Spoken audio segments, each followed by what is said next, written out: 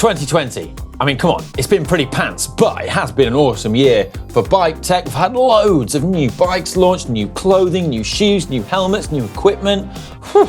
We've had new everything, but with 2021 just around the corner, we thought we'd take a look to see what hot tech's coming up and just around the horizon. Oh, there's loads of good stuff. Let's go.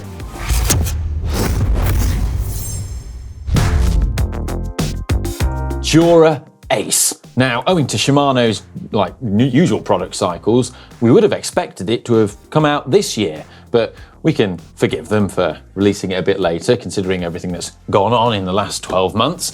But the bike industry is certainly waiting for this with bated breath. And while details remain sparse, we're going to take a guess that it's going to be called Dura Ace 9200.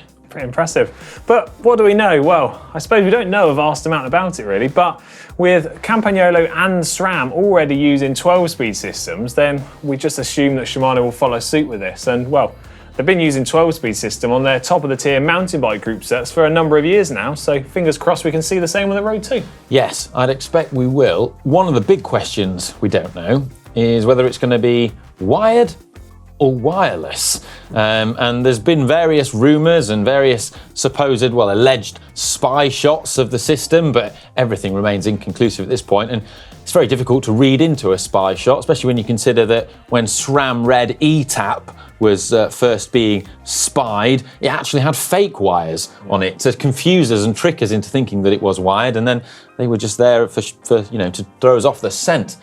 So I guess we'll have to wait and see what it Fingers offers. crossed though. Yes, but I wouldn't bet against it having some wireless functionality of some degree.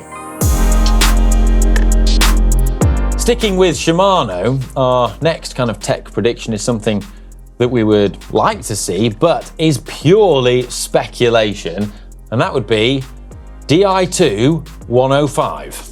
Yeah, now that would be pretty impressive, wouldn't it? The reliability and crisp shifting and low maintenance of Di2 on, well, the group set of the people, 105, would be amazing, and it would transform commuter bikes and winter bikes forever. You know, you've got so much less to worry about, no worry about stretched cables, misaligned gears. It would just be fantastic to see that as a 105 range group set. Yes, and Di2 has been around for over 10 years now, and with Shimano's model of trickle-down tech, it can't be that long until we see a more affordable electronic group set available.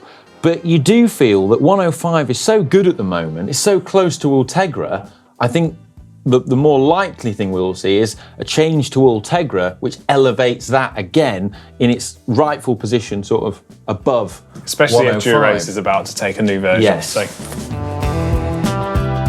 When Si took a look at the Ridley Canzo Fast gravel bike back in the summer, one item we were particularly impressed by was the classified wireless internal hub geared system, and this does away with the traditional 2x setup and front derailleur and uses an internal mechanism to adjust the ratio accordingly. Yes, it can actually give you a bigger spread of gears than a standard front derailleur setup, and there's a number of other advantages too. So, by removing the whole front double chainring and front derailleur, you can make the bike lighter and more aerodynamic. But also, this revolutionary system has the ability to shift under much higher load than a front derailleur system. There could be big advantages in this kind of tech, and we can't wait to see what the future holds for it in the coming year. Next up is AERO, and with more and more bikes being released that are aerodynamic, we are likely to see more aggressive and aerodynamic shapes being released soon, with bikes again even faster. Yeah, I mean, we could start to see some quite drastic aesthetic changes to the way that bikes look. There's quite a few rumours and whispers going around that the UCI are going to change their pesky rules pertaining to frame design, and these rules kind of limit frame design. It's something that we've spoken about in the GCN Tech show, and well, if these rules change, then we could see pretty drastic changes. Things like the minimum tube thickness, currently standing at sort of 1 centimetre, that can be removed onto frames and forks, meaning that you can have, like blades, which, I mean, that'd be seriously cool, wouldn't it? They're also likely to relax the rules around geometry and compensation triangles, which are the areas where tubes join and affects their shape of how they're profiled. So it could make for drastically different looking bikes that are considerably faster than what's available now. And while we would expect that we will see some sort of wacky UCI illegal triathlon type bikes, I'm sure that we will still see bikes that are, very UCI legal looking and traditional looking, but just with mental thin tubes that just look incredible. Like finding that balance, aero versus tradition. It's a I think good it's going to be some cool designs. In contrast to this, though, I think we will see a move away from total aero integration.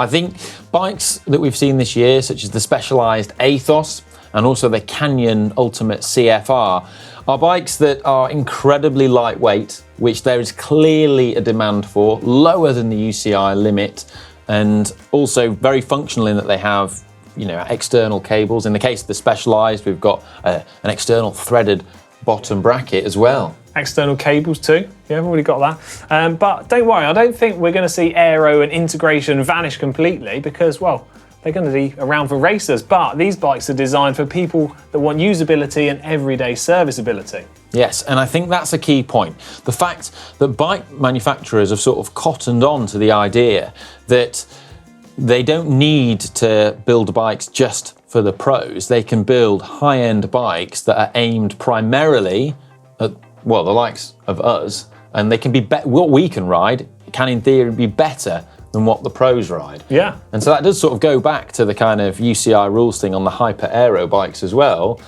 Why do we need a bike that's constrained by the UCI rules in the first place? We don't. There you go. So basically bikes that aren't constrained by the UCI rules and led by the pros.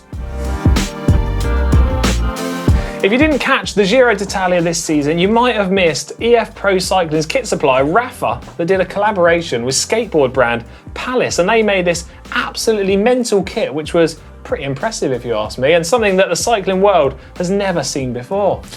Yeah, so the kit went on sale and sold out within minutes, and then it was available on resale sites and auction sites at an outrageous markup, and people were bidding on it and paying for it at these outrageous prices. And as the saying goes, money talks. So I guess this is a wake-up call for a lot of fashion brands, and we're now going to see more of them trying to emulate the success of that. And we've already seen Adidas just a couple of weeks ago launch their catchily named road cycling shoe. Yeah, that is actually its name. Yeah. Would you believe it? Oh, and also, Rafa have done it again with the Robin Lynch collab, which I know is top of my list. But in the meantime, let us know in the comments what tech you think is going to be big in 2021. And if you enjoyed this video, give us a thumbs up. And we'll see you in the next one. See you later. Bye.